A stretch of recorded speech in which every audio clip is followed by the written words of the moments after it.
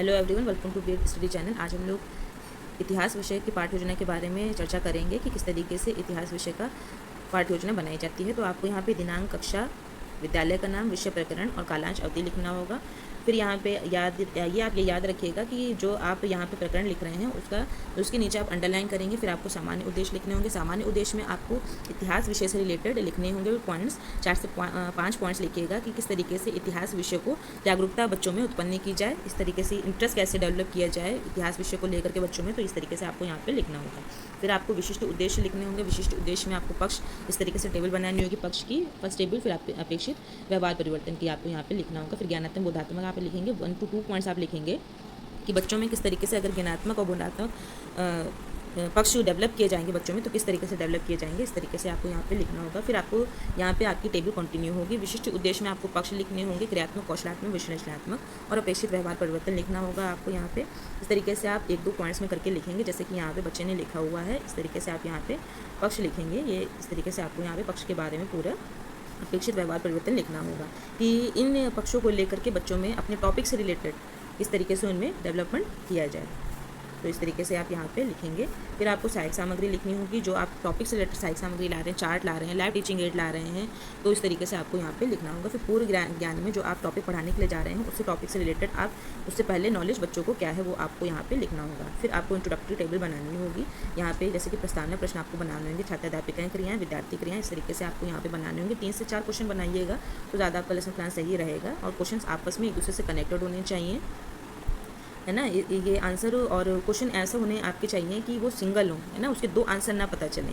इस तरीके से आपको यहाँ पे क्वेश्चन बनाने होंगे और उनके आंसर पूरे लिखने होंगे कि ये नहीं हो कि वैशाली में किसका जन्म हुआ था तो वर्धमान का हुआ था, बस इतना लिख दिया। तो पूरा आपको लिखना होगा वैशाली में वर्धमान का जन्म हुआ था। इस तरीके से आपको यहाँ पे लिखना होगा। फिर उद्देश्य कथन में आप जो टॉपिक पढ़ाने के लिए जा रहे हैं, जैसे कि यहाँ पे लिखा हुआ विद्यार्थियों आज हम जैन धर्म के विषय में अध्ययन करेंगे, तो इस तरीके से आप यहाँ पे उद्देश्य कथन लिखेंगे। फिर आपको प्रेजेंटेशन टेबल बनानी होगी। शिक्षण बिंदु, जैसे कि आप देख रहे हैं, छात्र अध्यापिकाएँ क्रिया, विद्यार्थी क्रिया, शिक्षण विधि, सहायक सामग्री, शाम पट्टिकार। तो इस तरीके से आपने, जैसे कि परिचय फर्स्ट पॉइंट आपने लिया है, फर्स्ट क्वेश्चन आपने पूछा छात्र अध्यापिका क्रियाएं में, फिर बच्चे ने आंसर किया, यहाँ पे आप आंसर लिखेंगे। फिर प्रश्नोत्तर विधि लिखेंगे।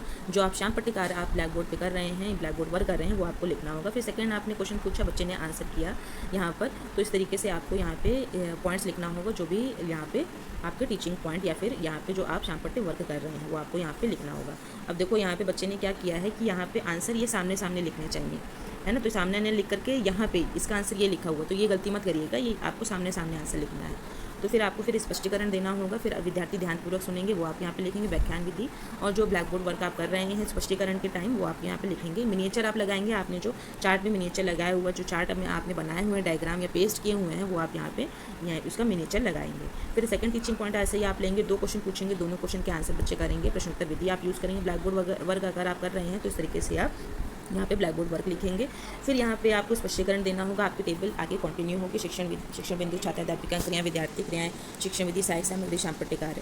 इस तरीके से फिर आपको यहाँ पे स्पष्टीकरण देना होगा। स्पष्टीकरण पूरा आप देंगे, विद्यार्थी ध्यानपूर्वक सुनेंगे। व्याख्यान विधि आप यूज़ करें, लेक्चर मेथड आप यूज़ कर रहे हैं। शाम पट्टिकार में जो आप ब्लैक बोर्ड वर्क में आप पॉइंट्स में लिखिएगा, एक्सप्लेन करिएगा, तो वो ज़्यादा सही रहेगा, क्योंकि आप पूरा आंसर वहाँ पे पूरा एक तरीके से कहें कि पूरे सेंटेंसेस लिखना थोड़ा सा मुश्किल होता है, इतना याद करना भी बहुत मुश्किल हो जाता है। तो पॉइंट्स में लिखेंगे, तो की पॉइंट्स में स्पेशली लिखेंगे तो वो ज़्यादा यहाँ पे सही रहेगा। फिर आप थर्ड टीचिंग पॉइंट लेंगे। इस तरीके से यहाँ पे बच्चे आंसर करेंगे। फिर प्रश्नोत्तर विधि आप लिखेंगे। अगर आप ब्लैक बोर्ड वर्क यूज़ कर रहे हैं वो आप यहाँ पे लिखेंगे। फिर सेकंड आप यहाँ पे क्वेश्चन लिखेंगे। फिर यहाँ पे इस तरीके से बच्चे आंसर करेंगे। यहाँ पे प्रश्नोत्तर विधि यूज़ हो रही है। लिखना चाह रहे हैं तो आप बार लिख सकते हैं, लेकिन आपने एक बार लिख दिया तो उसी से समझ में आ जा रहा है कि यहाँ भी आप यहाँ पे क्वेश्चन पूछ रहे हैं। फिर स्पष्टीकरण आप यहाँ पे लिखेंगे पूरा। फिर विद्यार्थी ध्यानपूर्वक सुनेंगे। व्याख्यान विधि आप यूज़ कर रहे हैं, मिनिएचर लगाएंगे, जैसे कि आप यहाँ पे देख रहे हैं।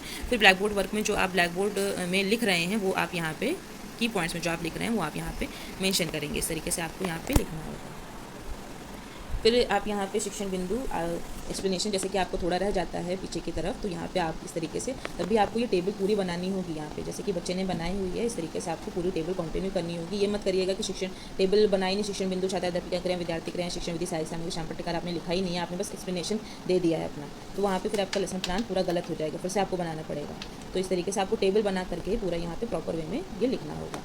फिर आप यहाँ पे बोधात्मक प्रश्न लिखेंगे। बोधात्मक प्रश्न आपके 4 से 5 होने चाहिए। फिर आप शाम पट्टिकार यहाँ पे लिखेंगे, दिनांक, कक्षा, विषय, प्रकरण, कालांश, अवधि। फिर इसके आंसर यहाँ पे आप इस तरीके से यहाँ पे लिखेंगे, जैसे कि आप यहाँ पे देख रहे हैं। आपको यहाँ पे आंसर लिखना होगा। इस तरीके से आप आंसर ये लिखेंगे यहाँ पे।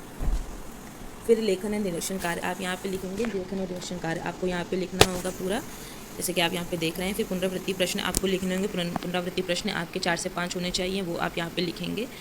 फिर आपको गृह कार्य लिखना होगा। गृह कार्य में आप यहाँ पे लॉन्ग क्वेश्चन 1 देंगे, एक ही दीजिएगा। बच्चे ज़्यादा दे देते हैं, 3 से 4 क्वेश्चन दे देते हैं, आपको एक ही देना होगा। आप 1 से 2 दे सकते हैं, 3 4 फिर ज़्यादा हो जाएंगे, है ना। तो इस तरीके से आपको गृह कार्य देना होगा। यह आपका लेसन प्लान था हिस्ट्री का या इतिहास का। ये वीडियो यहीं पे फिनिश होता है। प्लीज़ वीडियो को लाइक करिए, सब्सक्राइब करिए, और अगर आपका अदर टॉपिक से रिलेटेड आपको कोई लेसन प्लान चाहिए तो प्लीज़ कमेंट बॉक्स में बताइए। Thank you.